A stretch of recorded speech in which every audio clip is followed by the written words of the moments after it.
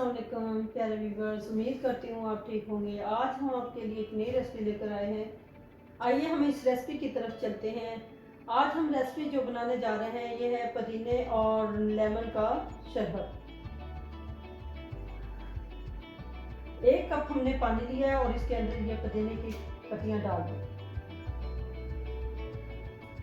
और अब हमने लिया है लेमन लिया है। हमने 1 लेमन का जूस निकाल लिया है और इसको अच्छी तरह छान के इसमें ऐड कर दिया। और अब हमने 2 टीस्पून शुगर डाली,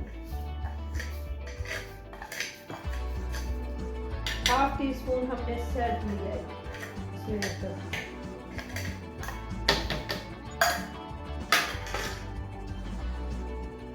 अब हम इसको रेडी करके लीजिए।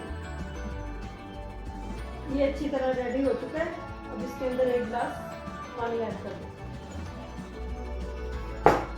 अब अच्छी तरह हमने इसको मिक्स कर दिया है। अब हम इसको डिश आउट करते हैं। अब हम इसको डिश आउट करते हैं और हमने इसको पहले अच्छे से छान लिया।